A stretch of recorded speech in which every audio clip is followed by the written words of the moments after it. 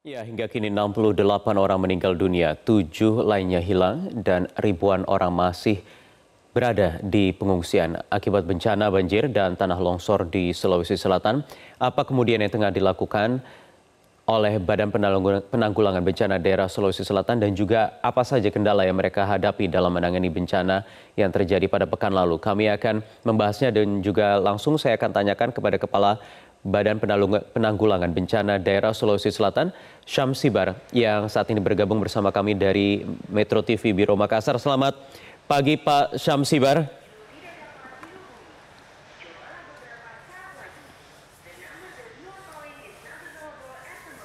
Halo Pak Syamsibar, bisa jelas dengar suara saya Pak?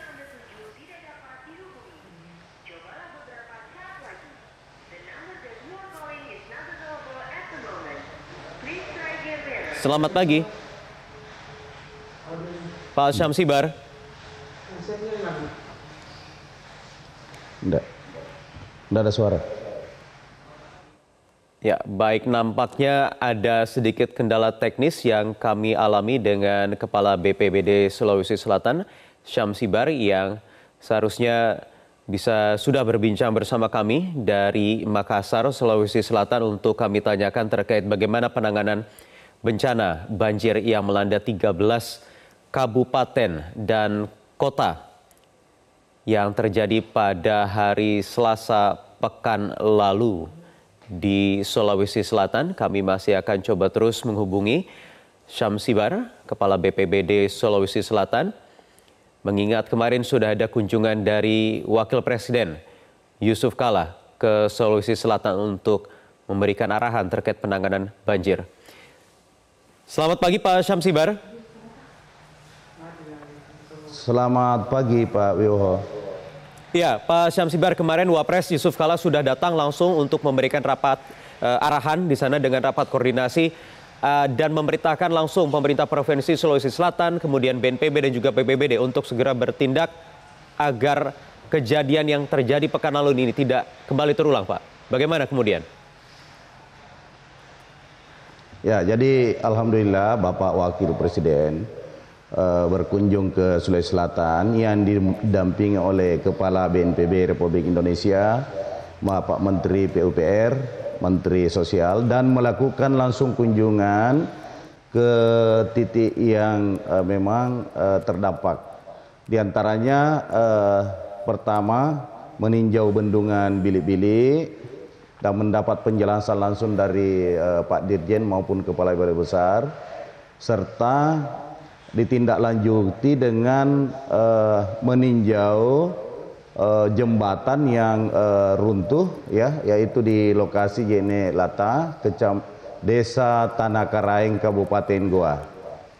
Selanjutnya, setelah itu dilanjutkan dengan rapat koordinasi yang menghadirkan semua bupati dan wali kota yang terdampak, dan tentu didampingi oleh Bapak Gubernur, Kepala BNPB, Pak Menteri PU, dan Menteri Sosial.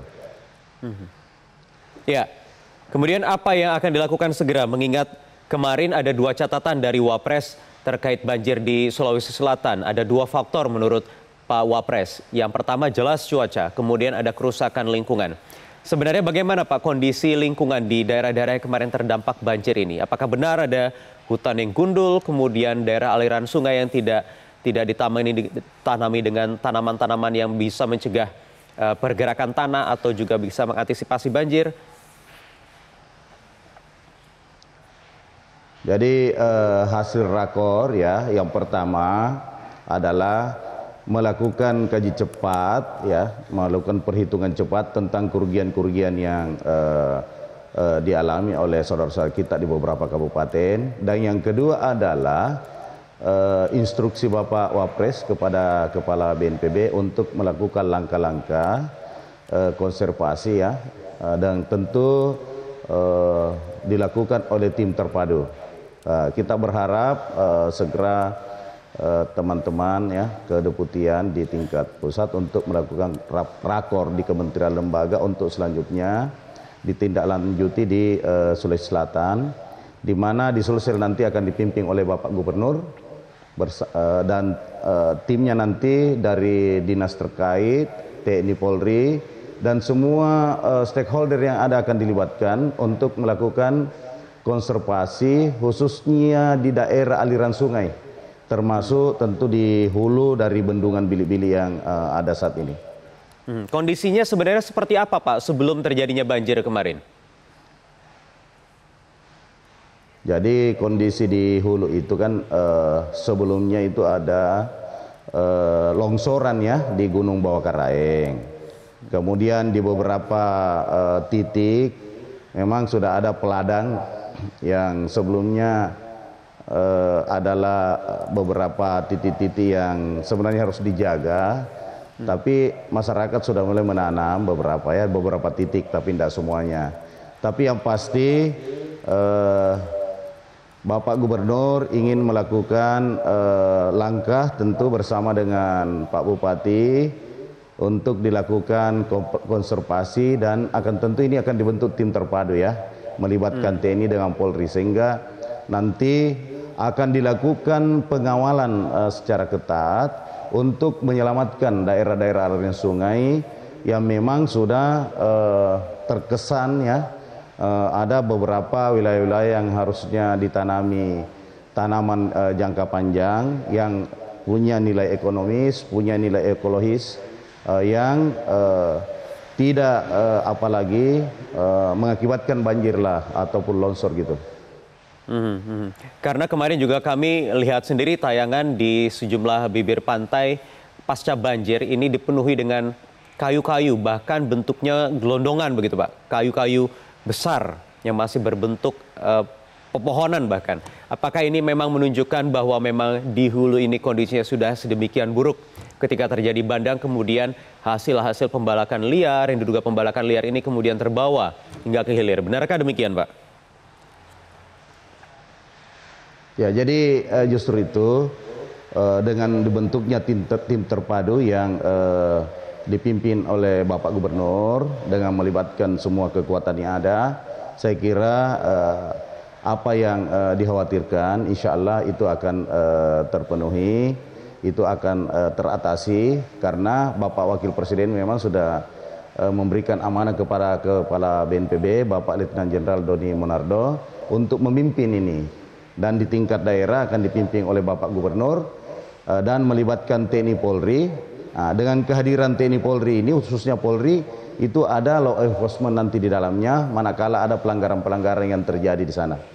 Ya, tentu ini melibatkan banyak pihak terkait untuk menertibkan kawasan-kawasan di hulu termasuk daerah aliran sungai. Tapi saya ingin coba melihat ke belakang di tahun 2006 di Sulawesi Selatan. Pak Syamsibar, ada banjir bandang juga yang menewaskan puluhan orang. Ini bahkan Wahana Lingkungan Hidup LSM Walhi ini sudah memperingatkan bahwa terjadi kerusakan lingkungan di kawasan hulu termasuk di dataran tinggi Bawah Karaeng, kemudian juga di daerah-daerah aliran sungai yang ada di sejumlah kabupaten. Artinya rentang waktu yang sudah berlangsung sekitar 13 tahun terakhir ini, apa saja yang sudah dilakukan Pak untuk mengantisipasi seperti kejadian sebenarnya ini sudah kembali berulang beberapa kali? Jadi sesuai dengan arahan Bapak Kepala BNPB, pola ke depan yang akan kita lakukan mendekati masyarakat dengan hati ya. Jadi kita merangkul masyarakat, kita melibatkan masyarakat sehingga masyarakat ada di dalamnya gitu. Jadi persuasif ya, jadi kita lakukan pendekatan persuasif, kemudian tentu diikuti juga dengan langkah-langkah penegakan hukum.